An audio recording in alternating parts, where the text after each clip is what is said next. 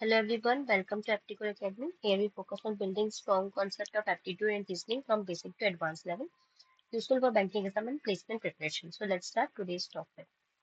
So today's topic is simple and compound interest. So let's start the session. So simple interest basically होता क्या है? Simple interest is the interest calculated only on the original principal throughout the entire period. तो क्या होता है जब हम लोग कभी इंटरेस्ट कैलकुलेट करते हैं ओरिजिनल प्रिंसिपल जो ओरिजिनल हमारी अमाउंट है उसमें, तो उसको हम लोग क्या करते हैं सिंपल इंटरेस्ट कहते हैं। इसमें इंटरेस्ट हमेशा सेम रहेगा, हर ईयर में आपका इंटरेस्ट सेम रहेगा। अगर आपने कुछ इन्वेस्टमेंट करी, अगर आप वो सिंपल इंटरेस्ट का यूज कर रहे हैं तो हर बार जो आपका आपका जो इंटरेस्ट मिलेगा, इंटरेस्ट जो होगा वो कांस्टेंट होगा थ्रू आउट द ईयर। इसमें एक टर्म होती है पी मीन्स जिसको हम बोलते हैं प्रिंसिपल, जो कि आप इनिशियली अमाउंट जो आप डिपॉजिट करते हैं उसको। आर क्या होगा आपका रेट, जो भी रेट आपका पर एनम आपको मिलेगा। फिर टाइम होता है एक, एस आई मतलब सिंपल इंटरेस्ट, ए मतलब अमाउंट। तो जो भी आपका अमाउंट आपको लास्ट में मिलेगा वो क्या होता है, जो भी आपका प्रिंसिपल आप पे था और जो आपको इंटरेस्ट मिला उसके बाद आपके उसमें एक अमाउंट आ जाता है।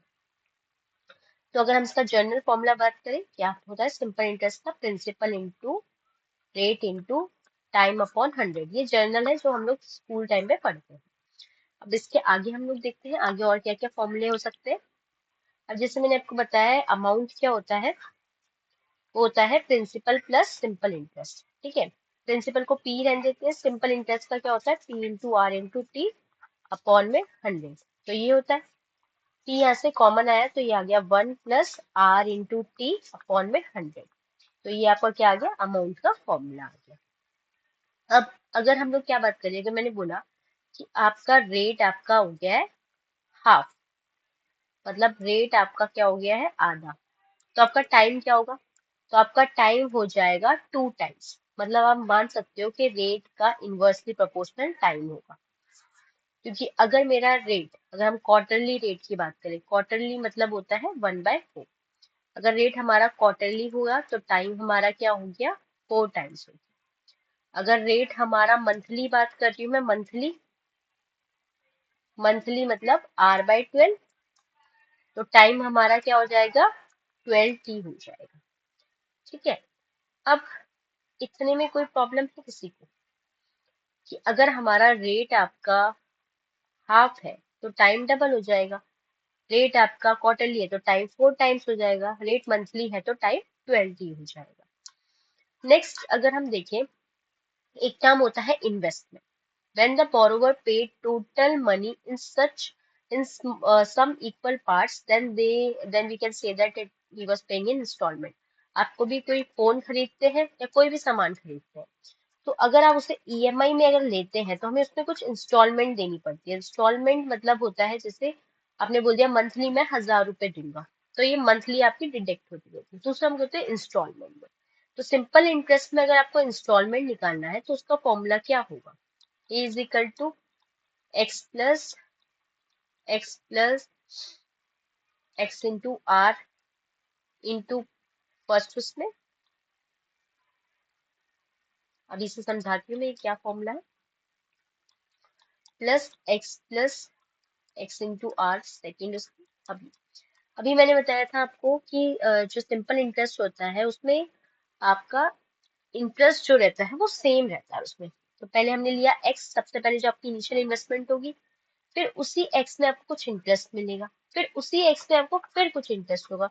तो ये ऐसे सिंपल इंटरेस्ट में आपका चलता रहता है। इसमें हम लोग क्या मान रहे हैं कि ए हमारी क्या है इंस्टॉलमेंट मान लेते हैं, और जो एक्स है हमारी वैल्यू ऑफ ईच इंस्टॉलमेंट की, हम हर उसमें कितनी इंस्टॉलमेंट पे करोगे।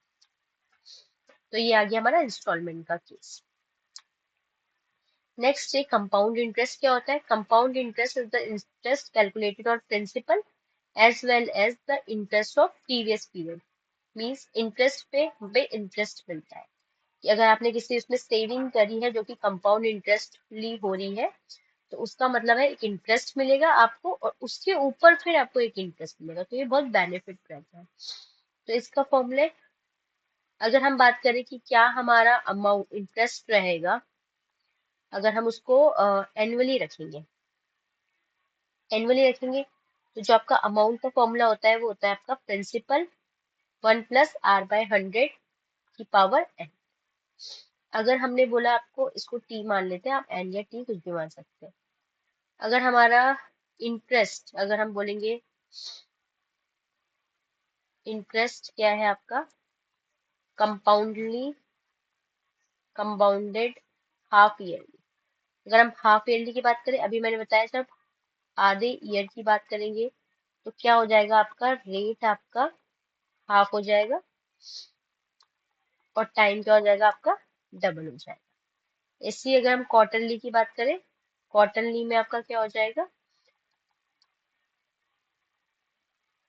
अगर हम क्वार्टरली की बात करें तो क्वार्टरली में हमारा रेट R/4 हो जाएगा और टाइम क्या हो जाएगा उसका 4 टाइम्स हो जाएगा। अगर हम बात करें क्वार्टरली के बाद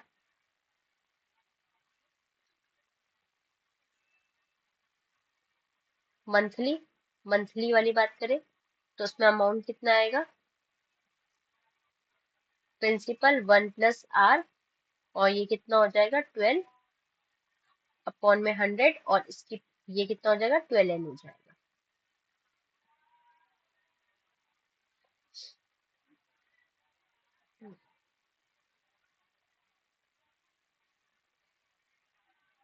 तो ये कितना हो जाएगा 12n हो जाएगा। नेक्स्ट अगर हम बात करें कि आपका मंथली हो गया, क्वार्टरली हो गया, और अगर मैं बात करूँ इसका हाफ ईयरली हो गया है आपका, क्वार्टरली, हाँ ये सब हो गया।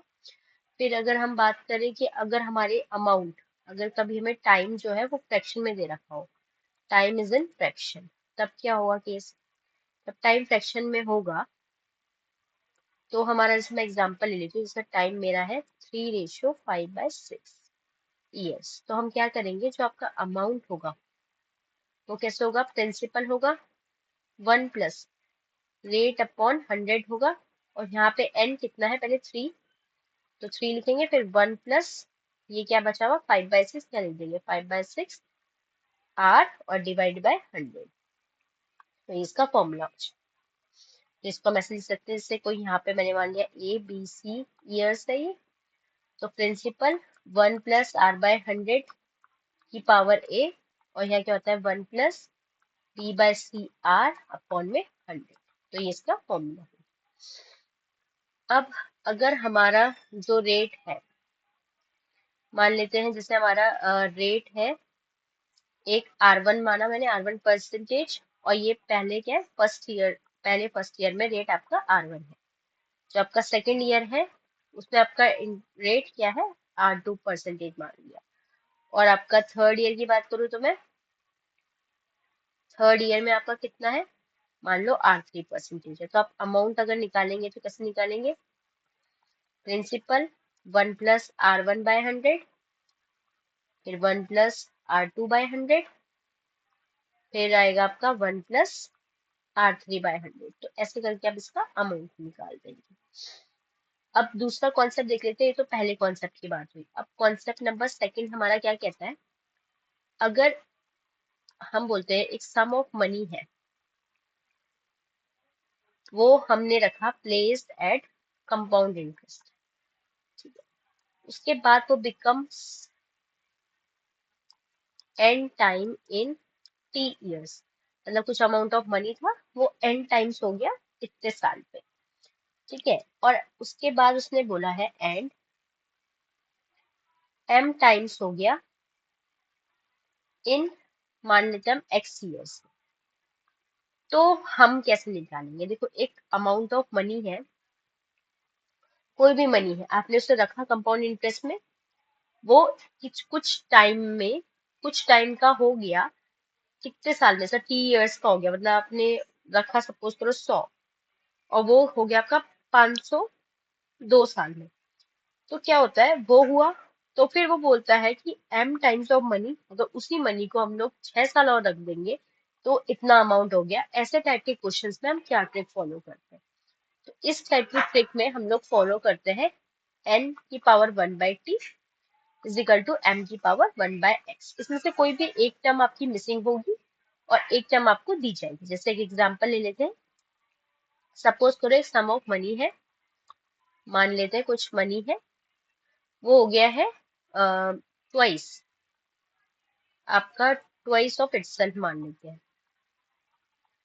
ठीक है, अपने आप को डबल हो गया है, और टाइम मैंने ले लिया मान लो 2 साल में, ठीक है। तो कितने टाइम पे, कितने आपका टाइम पे जो वो मनी है वो 8 टाइम्स हो जाएगा अपना।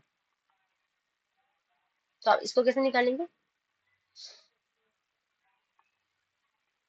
इसको निकालने के लिए देखो, अब हमें टाइम नहीं पता, तो हम लोग ये फॉर्म लगाएंगे, n1/t is equal to m1/x। अब n कितना बोला उसने, सम ऑफ मनी इज ट्वाइस, मतलब डबल हुआ है कोई मनी 2 साल में, तो हमें निकालना है टाइम। अगर वो 8 टाइम्स का हो गया तो यहाँ पे वो कितना टाइम लेगा। तो देखो यहाँ पे 2 है, तो इसका भी हमें 2 ही बनाना पड़ेगा पावर में। ये आ गया 2, 2 की पावर 3 आ गया, तभी 8 बनता है। 2 1 जा 2, 2 2 जा 4, और 4 2 जा 8। तो 2 को अगर 3 बार मल्टीप्लाई करोगे तो आप 8 आ जाता है, इसलिए मैंने यहाँ पावर में लिख दिया। अब जब बेस सेम होता है तो हम लोग ने पता है इज इक्वल टू में होता है, बेस सेम होता है तो पावर क्या हो जाती है, बराबर हो जाती है। तो इस केस में हमारी बराबर कैसे हो गई है, 1/2 इज इक्वल टू 3x। तो x की वैल्यू 6 ईयर्स, इससे आंसर हो गया। इसका कहने का मतलब ये है कि अगर कोई हम अमाउंट ऑफ मनी डबल हो रहा है 2 साल में, तो बता दो 8 टाइम अपना कब हो जाएगा, कितने टाइम पे हो जाएगा। तो वो 6 साल में आपका 8 टाइम हो जाएगा वो अमाउंट ऑफ मनी। तो समझ में आया? फिर नेक्स्ट कॉन्सेप्ट क्या कहता है, नेक्स्ट कॉन्सेप्ट हमारा थर्ड कॉन्सेप्ट है, वो ये कहता है कि अगर सिंपल इंटरेस्ट है on certain money, certain some of money में कुछ सिंपल इंटरेस्ट है, और कितने साल का है वो, सिर्फ 2, ये फिक्स टर्म है, 2 इयर्स फिक्स है। अगर कोई सिंपल इंटरेस्ट में कोई मनी डिपॉजिट कर रहा है, और वो भी कितने साल के, ये 2 साल के लिए मान लेते हैं हम लोग, तो वो बोल रहा है कि बताओ उसका रेट कुछ हो जाएगा एट R% रेट, जो भी है आपका रेट, वो अगर आपको उसने दे रखा है या पूछा है या कुछ भी है, तो आपको पूछ लिया जाएगा बताओ कंपाउंड इंटरेस्ट उसी सेम रेट पे और सेम टाइम पे कितना होगा। ठीक है, इसका मतलब ये कहते हैं, इस टर्म को रिलेशनशिप अगर हम बताएं, relationship between compound interest and simple interest for 2 years, मतलब इस कॉन्सेप्ट का नाम है ये। अगर आपको कुछ ही अमाउंट में कुछ सिंपल इंटरेस्ट था, उसमें हमने कुछ मनी रखा 2 साल के लिए, ठीक है, और उसका आपको रेट दे दिया है, तो वो पूछेगा कि कंपाउंड इंटरेस्ट बताओ उसी रेट में, जब आपका रेट भी सेम रहेगा और टाइम भी सेम रहेगा।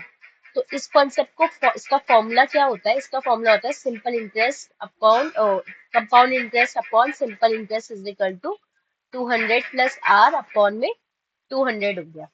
तो इसमें हम क्या करेंगे, जैसे मैंने एग्जांपल ले लेती हूँ कि जो आपका सिंपल इंटरेस्ट है, जो सर्टेन सम ऑफ मनी है, मान लेते हैं हम लोग कि वो कितना है, मान लेते हैं सर्टेन सम ऑफ मनी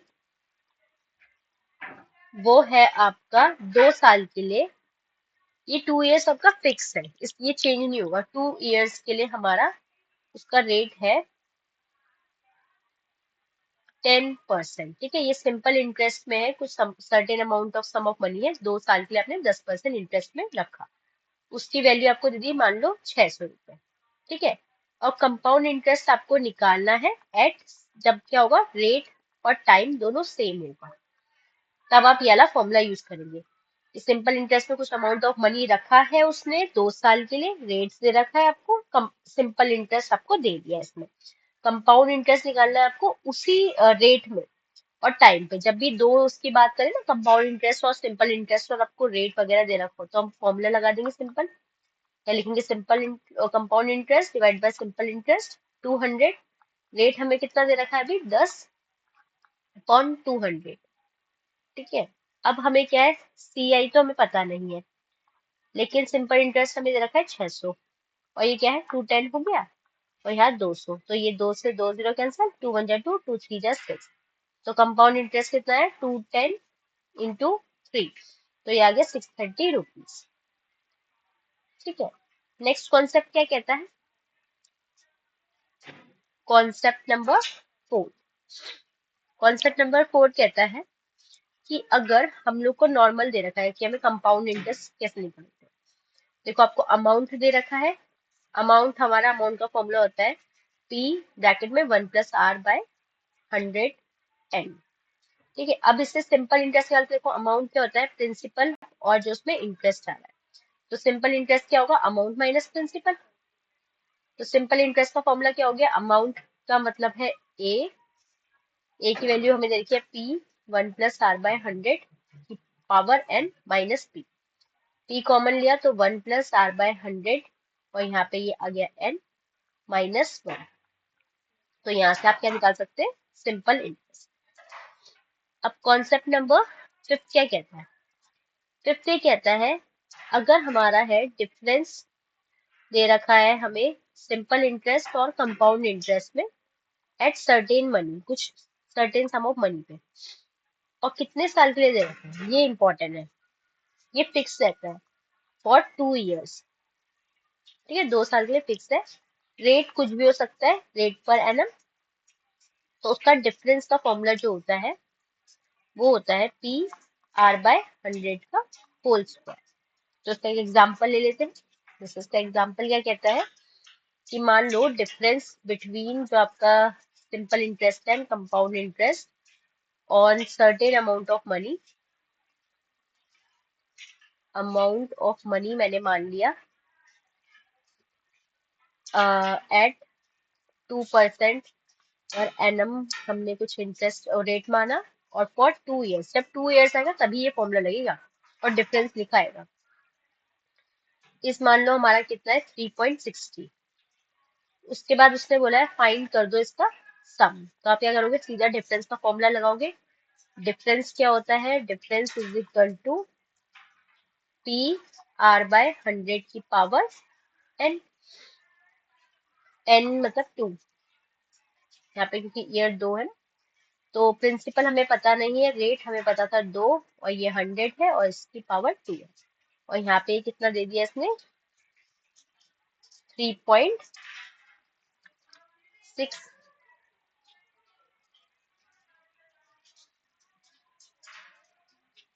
अब इसको हम क्या करेंगे? 3.60 लिखेंगे, और ये P है, ये यहाँ पे 4 हो गया, और ये आ गया आपका 100 का स्क्वायर।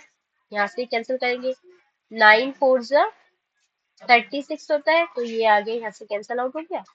तो 0.90 है, यहाँ P है, ये 100 का स्क्वायर है।